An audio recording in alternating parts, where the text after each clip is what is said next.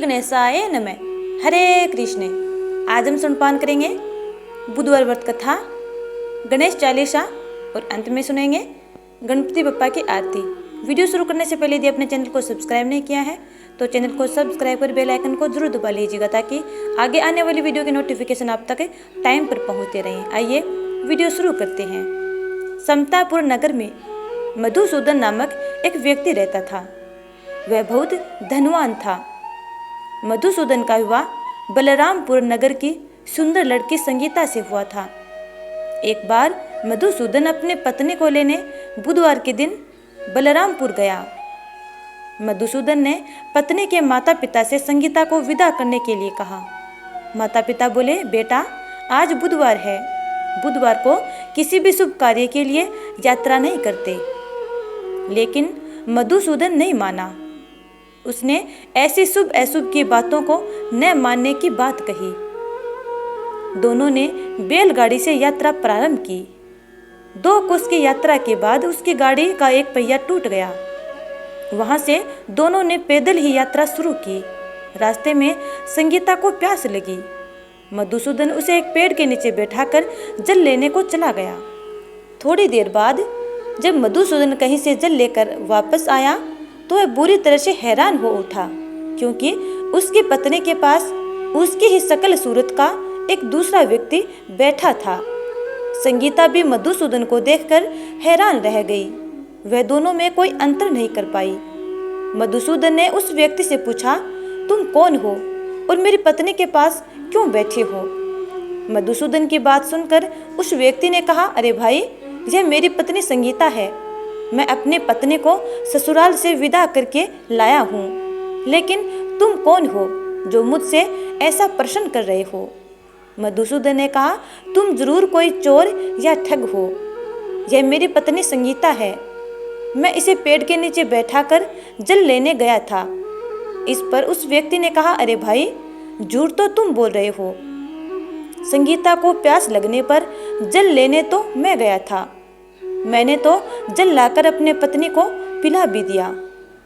अब तुम चुपचाप यहाँ से चलते बनो, नहीं तो किसी सिपाही को बुलाकर तुम्हें पकड़वा दूंगा। दोनों एक दूसरे से लड़ने लगे। उन्हें लड़ते देख बहुत से लोग वहाँ एकत्र हो गए। नगर के कुछ सिपाही भी वहाँ आ गए। सिपाही उन दोनों को पकड़कर राजा के पास ले गए। सारी कहानी सुनकर राजा भी कोई निर्णय नहीं कर पाया। संगीता भी उन दोनों में से अपने वास्तविक पति को नहीं पहचान सकी थी। राजा ने दोनों को कारागार में डाल देने के लिए कहा। राजा के फैसले पर असली मधुसूदन भयभीत हो उठा। तभी आकाशवाणी हुई, मधुसूदन, तूने संगीता के माता पिता की बात नहीं मानी और बुधवार के दिन अपनी पत्नी के साथ ससुराल से प्रस्थान किया। यह सब भगवान बुद्धदेव के प्रकोप से हो रहा है। मधुसूदन भगवान बुद्धदेव से प्रार्थना करने लगा कि हे भगवान बुद्धदेव, मुझे क्षमा कर दीजिए। मुझसे बहुत बड़ी गलती हुई है। भविष्य में अब कभी बुधवार के दिन यात्रा नहीं करूँगा और सदैव बुधवार को आपका व्रत किया करूँगा। मधुसूदन के प्रार्थना करने से भगवान बुद्धदेव ने उसे क्षमा कर दिया। तभी दूसरा व्यक्ति राजा के सामने से गायब हो गया। राजा और दूसरे लोग इस चमत्कार को देख हैरान हो गए। भगवान बुद्धदेव की इस अनुकंपा से राजा ने मधुसूदन और उसकी पत्नी को सम्मान पूर्वक विदा किया। कुछ दूर चलने पर रास्ते में उन्हें बैलगाड़ी मिल गई। बैलगाड़ी का टूटा हुआ पहिया भी जुड़ा हुआ था। दोनों उसमें बैठकर समतापुर की ओर चल दिए। मधुसूदन और उसकी पत्नी संगीता दोनों बुधवार को व्रत करते हुए आनंद पूर्वक जीवन यापन करने लगे। इस तरह भगवान बुद्धदेव की कृपा से उनके यहाँ खुशियाँ बरसने लगी। इस तरह जो स्त्री पुरुष विधिवत बुधवार का व्रत करके व्रत कथा को श्रवणपान करता है, भगवान बुद्धदेव उनके सभी कष्टों को दूर करते हैं और उनकी मंगल कामनाएं पूर्ण करते हैं। जय श्री गणेश। अब सुनते हैं दूसरी कथा। एक समय की बात है, भगवान विष्णु का विवाह माता लक्ष्मी जी के साथ निश्चित हुआ। विवाह की सभी तैयारी होने लगी। सभी देवी देवताओं को निमंत्रण भेजे गए, लेकिन भूलवश श्री गणेश जी को निमंत्रण देना रह गया था। इधर भगवान विष्णु की बारात जाने का समय आ चुका था। सभी देवता अपनी पत्नियों के साथ विवाह समारोह में शामिल होने को आए, परंतु सभी देवी देवताओं ने देखा कि गणेश जी कहीं दिखाई नहीं दे रहे हैं। तब उन सभी ने आपस में चर्चा की, क्या गणेश जी को नहीं न्योता दिया गया या गणेश जी ही नहीं आए हैं? सभी को इस बात पर बहुत आश्चर्य हुआ। इस बात पर उन सभी ने विष्णु भगवान से ही इसका कारण पूछा। विष्णु भगवान से पूछने पर उन्होंने कहा कि हमने गणेश जी के पिता भोलेनाथ, महादेव और माता पार्वती को न्योता भेजा था। यदि गणेश जी अपने पिता के साथ आना चाहते तो आ जाते, अलग से न्योता देने की कोई आवश्यकता भी नहीं थी। दूसरी बात यह है कि उनको खाने में 100 मन मूंग, 100 मन चावल, 100 मन घी और 100 मन लड्डू का भोजन चाहिए। यदि गणेश जी नहीं आएंगे तो कोई बात नहीं, दूसरे के घर जाकर इतना सारा खाना पीना अच्छा भी नहीं लगता। इतनी वार्ता कर ही रहे थे कि किसी एक ने सुझाव दिया, यदि गणेश जी आते तो उनको द्वारपाल बनाकर बैठा सकते थे कि आप घर की रक्षा करना। आप तो चूहे पर बैठकर धीरे धीरे चलोगे तो बारात में बहुत पीछे रह जाओगे। यह सुझाव भी सबको पसंद आ गया।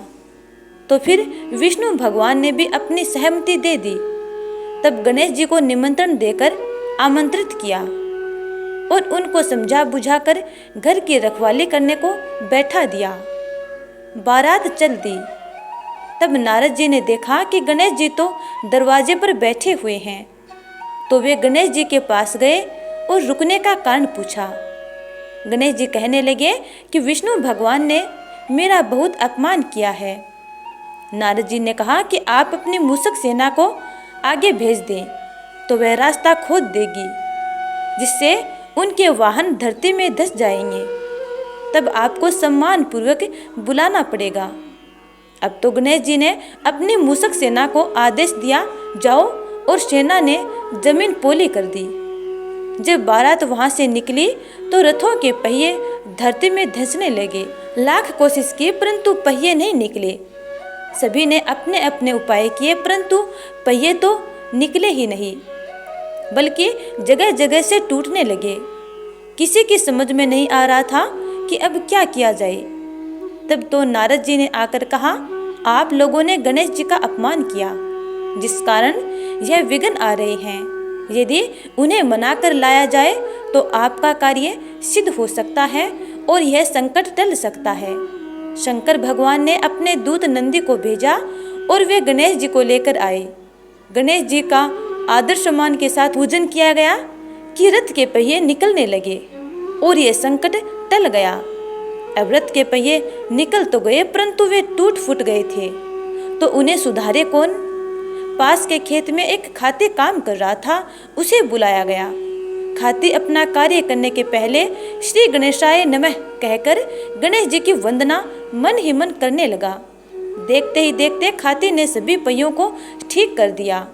तब खाती कहने लगा कि हे देवताओं, आपने सर्वप्रथम गणेश जी को नहीं मनाया होगा और न ही उनकी पूजा की होगी, इसीलिए तो आपके साथ यह संकट आया है। हम तो मूर्ख अज्ञानी हैं, फिर भी पहले गणेश जी को पूजते हैं, उनका ध्यान करते हैं, और आप लोग तो देवता गण हैं, फिर भी आप गणेश जी को कैसे भूल गए? अब आप लोग भगवान श्री गणेश जी की जय बोलकर जाएं, तो आपके सब काम बन जाएंगे और कोई संकट भी नहीं आएगा।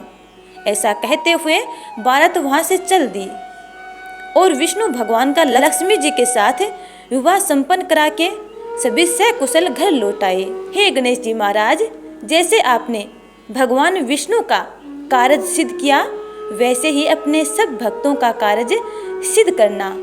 बोलो गजानन भगवान की जय। अब सुनते हैं गणेश चालीसा, उसके बाद गणपति बप्पा की आरती। जय गणपति सद्गुण सदन कवि वर बदन कृपाल, विघ्न हरण मंगल करण जय जय गिरिजालाल। जय जय जय गणपति राजू, मंगल भरण करण शुभ काजू। जय गज बदन सदन सुखदाता, विश्व विनायक बुद्धि विधाता। वक्र तुंड सूचे सुन सुहावन, तिलक त्रिपुंड भाल मन भावन। राजित मणि मुक्तन उर्माला, स्वर्ण मुकुट सिर नयन विशाला। पुस्तक पाणि कुठार त्रिशूलम, मोदक भोग सुगंधित फूलम। सुंदर पिताम्बर तन साजित, चरण पादुका मुनि मन राजित। धने शिव सुवन सदानन भ्राता, गौरी ललन विश्व विधाता। रिधि सिद्धि तव चंवर डुलावे, मुसक वाहन शोहत द्वारे। कहो जन्म शुभ कथा तुम्हारी, अति सूची पावन मंगलकारी। एक समय गिरिराज कुमारी, पुत्र हेतु तप कीन्या भारी। भयो यज्ञ जब पूर्ण अनुपा, तब पहुँचो तुम धरि द्विज रूपा। अतिथि जानी के गौरी सुखारी, बहु विधि सेवा करी तुम्हारी। अति प्रसन्न हवे तुम वर दीना, मातु पुत्र हित जो तप कीन्या। मिलहि पुत्र तुहि बुद्धि विशाला, बिना गर्भ धारण यही काला। गण नायक गुण ज्ञान निधाना, पूजित प्रथम रूप भगवाना।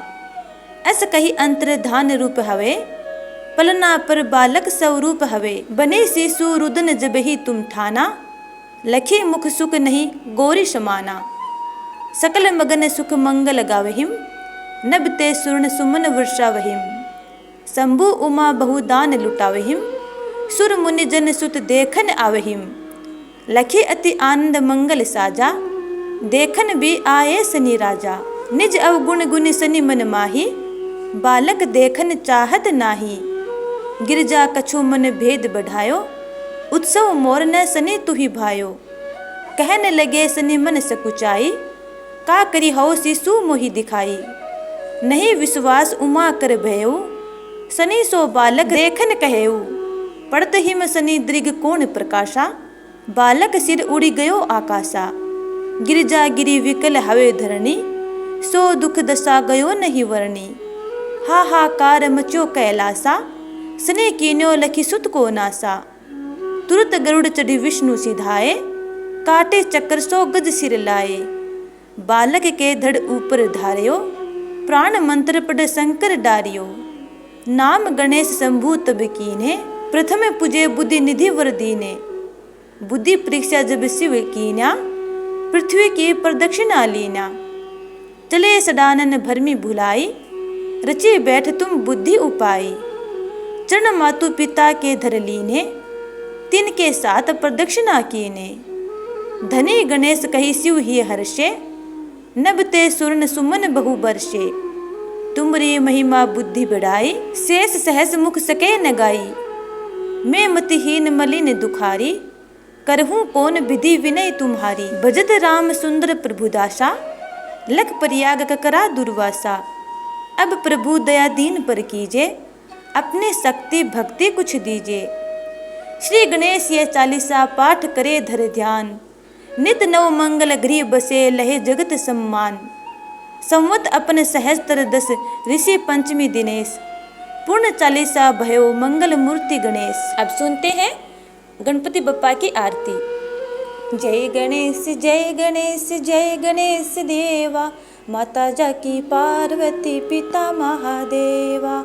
एक दंत दयावंत चार भुजाधारी, एक दंत दयावंत चार भुजाधारी। माथे सिंदूर सोहे मूसे की सवारी। जय गणेश जय गणेश जय गणेश देवा, माता जाकी पार्वती पिता महादेवा। पान चढ़े फूल चढ़े और चढ़े मेवा, पान चढ़े फूल चढ़े और चढ़े मेवा। लडवन का भोग लगे संत कर सेवा। जय गणेश जय गणेश जय गणेश देवा, माता जाकी पार्वती पिता महादेवा। अंधन को आँख देत कोढ़िन को काया, अंधन को आँख देत कोढ़िन को काया। बांझन को पुत्र देत निर्धन को माया। जय गणेश जय गणेश जय गणेश देवा, माता जाकी पार्वती पिता महादेवा। सूर श्याम शरण आए सफल कीजे सेवा, सूर श्याम शरण आए सफल कीजे सेवा। माता जाकी पार्वती पिता महादेवा। जय गणेश जय गणेश जय गणेश देवा, माता जाकी पार्वती पिता महादेवा। दीनन की लाज रखो शंभु सुतकारी, दीनन की लाज रखो शंभु सुतकारी। कामना को पूर्ण करो जाऊं बलिहारी, कामना को पूर्ण करो जाऊं बलिहारी। जय गणेश जय गणेश जय गणेश देवा, माता जाकी पार्वती पिता महादेवा। बोलो शिव पार्वती नंदन भगवान श्री गणेश की जय। तो प्यारे स्नेहजनों, ये थी बुधवार व्रत कथा, गणेश चालीसा और भगवान गणेश जी की आरती। उम्मीद करती हूँ कि ये वीडियो आपको अच्छा लगा है। यदि अच्छा लगा है तो लाइक कमेंट कर देना और अगले वीडियो का इंतजार करना। तब तक के लिए जय श्री राधे।